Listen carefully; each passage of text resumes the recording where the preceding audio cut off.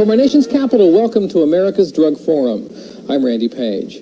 We depart today from our normal structure in the show to speak at length to Dr. Thomas Szasz, Professor Emeritus of Psychiatry at the State University of New York. Dr. Szasz turned the world of psychiatry upside down with his book, The Myth of Mental Illness, and he's about to drop another bombshell with his new book, Our Right to Drugs, The Case for a Free Market. Dr. Szasz, thanks for being with us. Thank you. What do you mean by that title, Our Right to Drugs?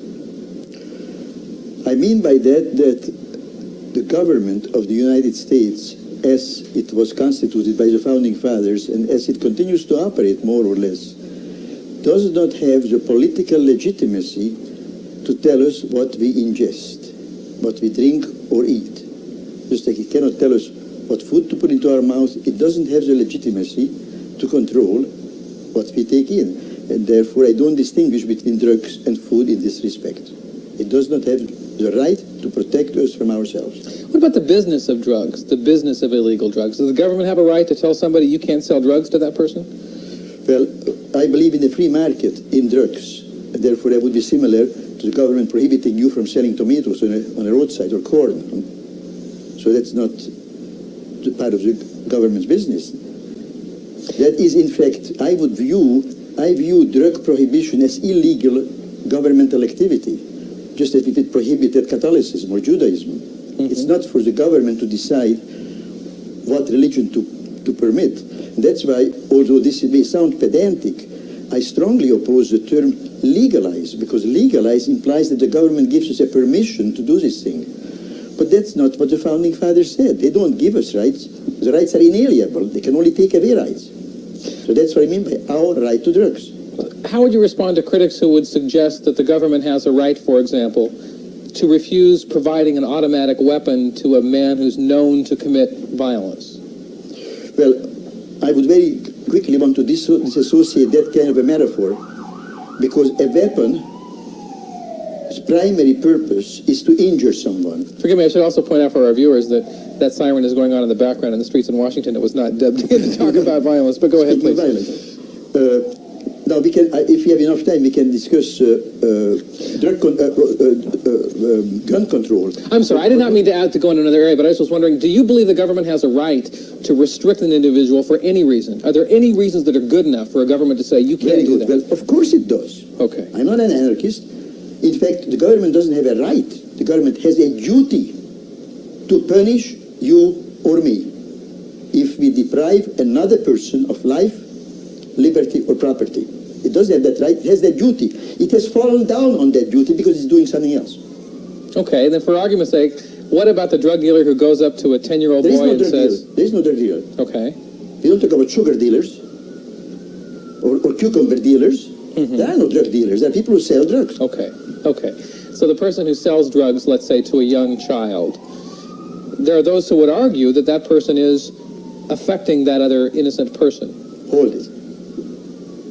I have made an assumption, which I hope people who listen to a serious show like this would also make. And I don't blame you for bringing in the conventional rhetoric. Children. Devil's advocate. Children, kids. Right. Merrill Lynch can't sell stocks and bonds to children. A real estate agent can't sell houses to children. We are not talking about children. Children do not have any rights. They don't have a right to freedom of religion. They have to follow their parents. We are talking about adults. So I'm not talking about children. Children ought to be controlled, first of all, by their parents, and secondly, possibly by some delegated authorities of the state. We are talking about adults only. So how would you like to see the United States deal, generally, first, and then we'll get more specific, generally with the problem of drug use, the areas in drug use which are affecting people adversely? You got my thinking and who I am a little bit wrong, because when you say how would I like the United States to deal with it, it implies that I am the sort of person who somehow would like to have some political power and tell people how to deal with this. I view myself in this respect more like a historian who looks back at what people did 50 years ago, except I am sort of looking at what people are doing now. Mm-hmm. And what I see is that the American people are scared to death of the freedom to have a free market in drugs. Mm-hmm. Now, if they are scared of this, who am I to tell them that they should have it? Just like the Iranians are scared to death of a free market in religion. Where does that fear come from? It comes from a 100-year war on drugs, whose foundation is the prescription market, not the illegal, not heroin. People are afraid of penicillin, of digitalis. That's what they are afraid of. They think they have to go to a doctor to get these drugs instead of informing themselves. You can be a professor of pharmacology, the local medical school, know more about drugs than 9 out of 10 physicians. But if your daughter has a little sore throat, has a strep throat, that professor of pharmacology cannot legally buy any penicillin. That is what I am talking about. I see. And there is no interest even in discussing this. When people talk about a drug conference, they always talk about marijuana. But marijuana is not even a drug. It's a plant. But there were those who would suggest that there are chemicals in that plant that affect you as a drug would. There are chemicals in every plant. There are chemicals in everything. Where do you believe then, what is the biggest mistake then, do you think, in the basic moral tenets which support the nation's war on drugs? Again, I would like to turn it around. I think people like to persecute other people. My feeling about the history of the world is that it is a history of persecutions. The only question is, who do we persecute? And it is particularly striking in this country. Now, I'm very happy to be in this country. I wasn't born in this country. I'm grateful for it. But I am well aware of the fact that this country was united for a long time by the hatred of blacks, called slavery. Then there was another backup of persecuted groups, women, who after all didn't get the vote until 60 years after the blacks got it. Now, weren't they persons? Then I came to this country in 1938, and what happened 3 years later? Warren Burger, Franklin Roosevelt, the American Civil Liberties Union, all decided that a 3-year-old boy born in Los Angeles, whose grandparents lived in Sacramento, is a mortal danger to the U.S. So he's going to be put in a concentration camp. I wasn't. People from Germany weren't. But the Japanese who lived here were enemy aliens. You know what I call this? Scapegoating. Scapegoating is a metabolism of society. So how does the present drug policy fit into that? The present drug, in my view, we have what I called 30 years ago, 25 years ago, a therapeutic state. The imagery in our country is that the most important value is health. And in the name of health, it is okay to lock up people, to beat people, to deprive them of their constitutional rights, and even to kill them.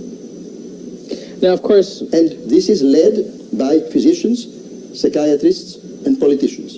And if you look at the writings and the speeches of someone like William Bennett, you see a scapegoater. He actually said people should be decapitated. There was no outcry about this. Nobody said this is a metaphor. Nancy Reagan became famous for saying there can be not enough intolerance towards drugs. Intolerance towards anyone is, in my book, a sin. You can hate someone who does criminal acts, but in principle, to be intolerant towards a group of people seems to me an inelegant idea. Now, this is just the tip of the iceberg. How many red-blooded American parents think that the best thing they can do for their 19-year-old son, if he smokes marijuana, is to denounce him to the police? This is Nazism. This is communism. We have, in effect, a kind of a state chemical fascism in which denouncing people to the police, to the government, children denouncing parents, and parents denouncing children, are the cardinal immoralities. Now, this was done by the Reagans, who kept talking about family values. What's more important, the family or the state? So you would say that the war on drugs is morally bankrupt? No, it's morally flourishing. Forgive me, but what I mean by that is that the moral foundations for it are bankrupt. No. What I am saying is that I repudiate its moral foundations, but that 99% of the American people and 100% of the American political system, Congress, the Supreme Court, the American Medical Association, the American Bar Association, one could go on and on, they all support it. Who is against it? I go further than that. During Prohibition, there were people like H.L. Mencken. They were humorists. What prominent person, writer, artist, is now against the war on drugs and says the government does not have the right to deprive you of marijuana, otherwise called hemp, any more than it does of mushrooms or dandelions? It's like drinking dandelion tea. It's growing wild on the highways. You pick it, you put it in your pocket, you're a criminal. This is not America. Why do you... Before 1914. Okay. I should mention that what people don't know, so-called drug education, is a huge lie. What people don't know is that between 1776 and 1914, all drugs were completely legal. Now, drugs haven't changed, human physiology hasn't changed, and the Constitution has not been changed with respect to drugs. So where does the right come from to deprive us of these drugs? With alcohol, at least, there was a decency to write a constitutional amendment to make it illegal. Okay? There is no constitutional amendment with respect to penicillin. I have heard some enforcers suggest that the United States made a big mistake with alcohol. That the big mistake was made when there was a conscious decision not only to make it available in a free market, but to allow alcohol to become glorified in movies and advertisements, to become a part of the social fabric, and that because of that, a lot of misery in this country has resulted, and that therefore there is a need to restrict drugs. Your response? This country made a much bigger mistake. It opted for freedom. Freedom means the opportunity to not take care of yourself properly. But you don't see that as a mistake, do you? I call that the fall of man. That's already in the Bible. If you have the right to choose things, you have the option to choose well and to choose badly, otherwise known as a stock market. Is there a parallel between what you have seen in your study of the growth of psychiatry and what you've also seen in terms of the nation's drug policy? Have you learned? Has your Well, my view of psychiatry as it relates to the drug policy very briefly is as follows. I divide psychiatry into two entirely separate categories and enterprises in a way which is not conventional but very easily understood.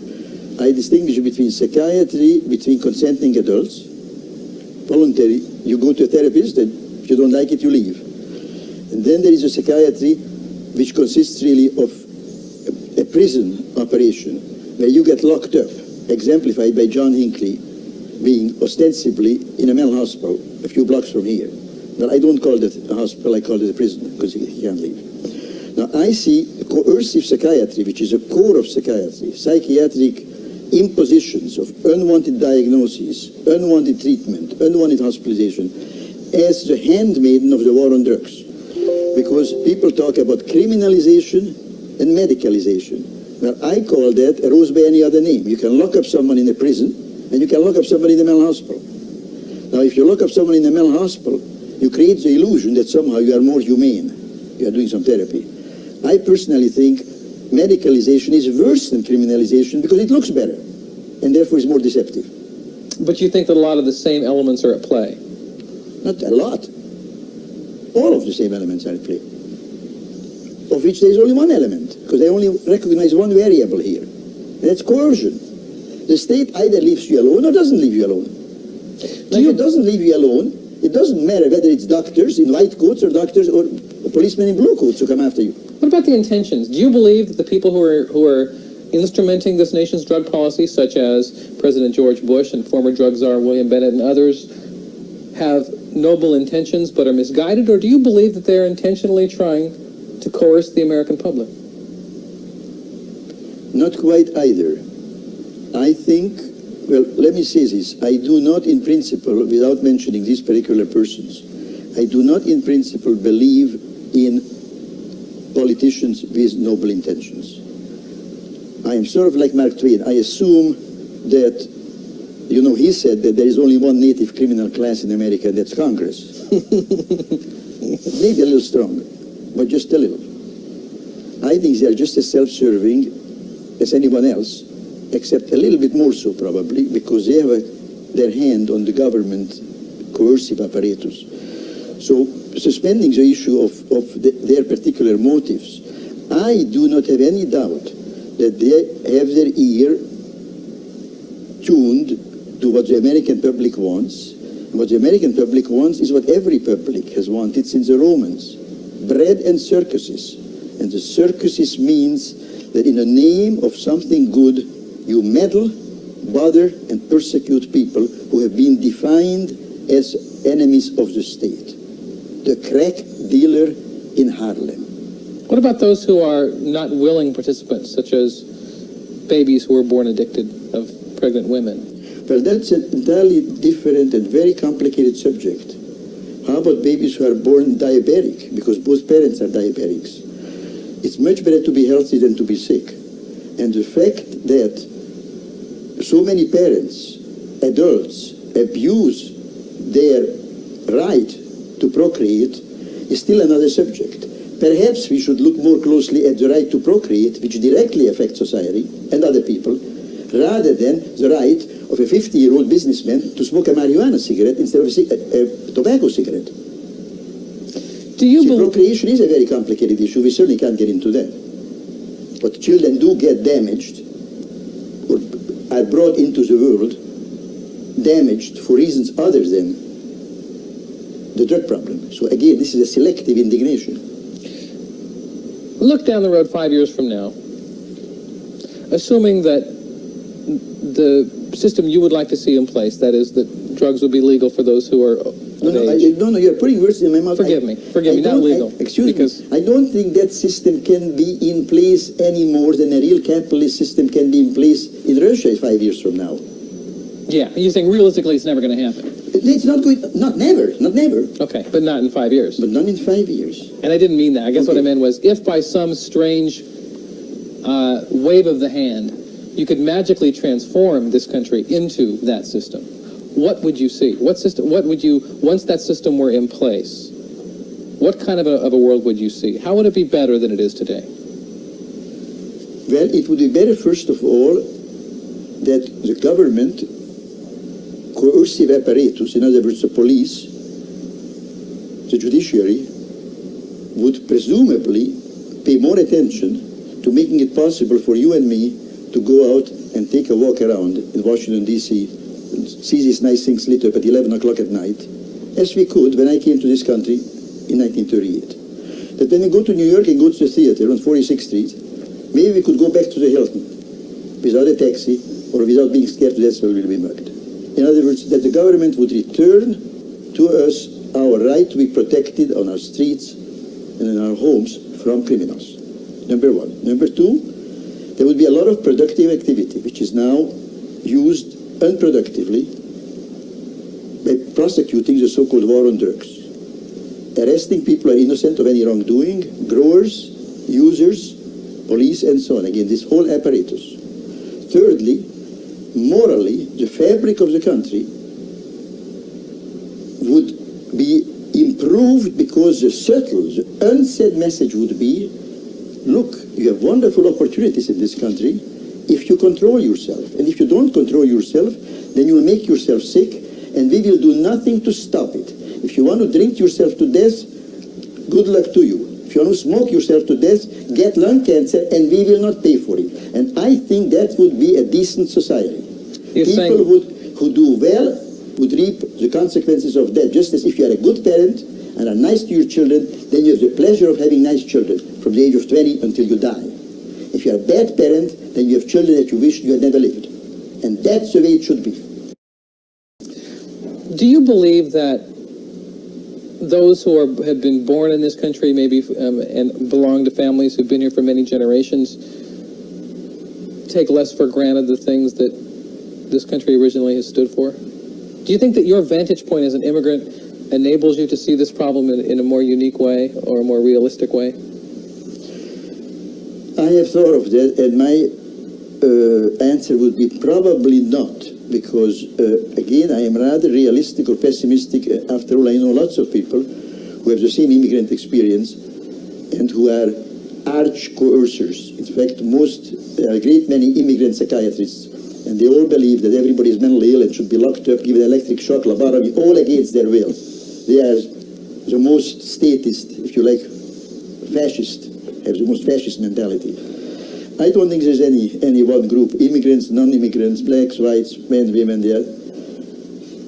I think they all behave more or less similarly. Freedom is one of those scary concepts. They all want it when we lose it. When you have AIDS, then you want a particular drug which the government bans, but not the others.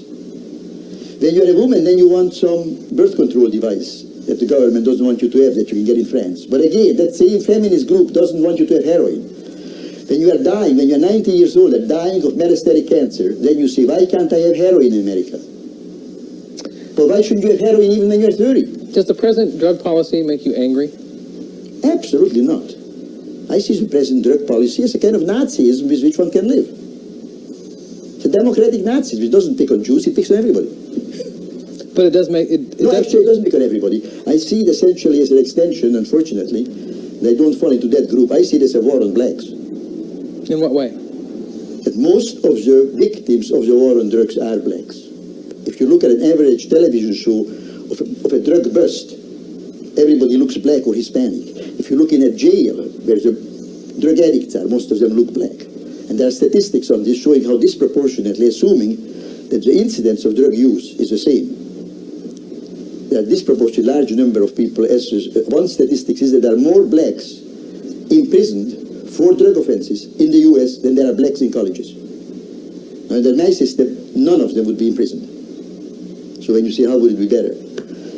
This is a message which already someone else in part has picked up, and I am convinced that this is in part why he was assassinated. Malcolm X said that the drug problem is a problem of that American whites are waging a drug war so American blacks will become addicted and can use drugs. I have heard it said that for the existing social fabric, that a black man with a Malcolm X book in his back pocket is far more dangerous than a black man with a crack pipe in his back pocket. Would you agree? How? Because nothing is more dangerous to a government than an independently thinking person. He is a real danger because he doesn't need the government, and he knows that the government is a storehouse of lies. Now we talk about drug education. That's an oxymoron. It's the army intelligence, you know, that classic joke. So where do we go from here? That depends on the American people. Just like it depended on the Russian people or the German people. Didn't the Germans like persecuting Jews? Didn't the Russians like persecuting people because they had hard currency in their pockets? Look at even the language. Hard currency, hard drugs. So you're saying... What's so bad about having foreign currency in your pocket? You were shot for that till very recently, for 70 years. Did the Russian people rise up against it? No, they loved it. Will it change? I think the American war on drugs will only change when the majority of the American people will be injured by it directly through withholding of essential drugs, especially when they are very sick, when they are in pain. This is already happening. If you have some dreadfully painful disease and are in a hospital, the chances are that your treatment will be greatly inferior to what it would have been 100 years ago. There is no other medical condition for which you can make that statement. Because 100 years ago, you would have gotten adequate analgesics. You could have bought it on the street without a doctor. Now we hear about pain clinics, pain control studies. You know what I call pain clinics? Doctors who withhold pain medication. They are called pain researchers. Sounds diabolical. No more than human nature. Human nature consists of doing dirt to other people, except for Jefferson and Madison, who said, let's make the government weak. Because throughout human nature, human history, people have done, a few people have done a lot of dirt to a lot of other people. That's why people like to come to this country. Because it's the least bad here. So are you not optimistic then for the future? For the drug war? I'm neither optimistic nor pessimistic. I think when enough people will get injured by it, then it will change. Until then, it won't change. Why do you believe that you are in such a minority in your assessment? Thinking of your colleagues, both academically as well as generally. For the same reason why when during the so-called McCarthy days, the Bill of Rights was circularized. Somebody did this experiment of distributing or showing people a copy of the Bill of Rights on the streets of Minneapolis and Detroit and so on. And 98 out of 100 people said this is a communist document, subversive to American values. Who did this? He should be locked up, he should be executed. If there's one thought that you would want to leave our viewers with, people in South Dakota, California, Colorado, Florida, what would that be? Go back to the principle of self-discipline and to the Mark Twainian principle that the business of official authorities, doctors, lawyers, teachers, the government who have power is to lie. Because if you want to tell the truth, then you don't need any power. Anyone who sees his power is ipso facto a liar. Back to Socrates. What happened to Socrates? Doctor, we're out of time. Thank you. Thank you. We've had a conversation with Dr. Thomas Szasz, a maverick psychiatrist, and his views on America's drug policy. I'm Randy Page in Washington. Thanks for joining us.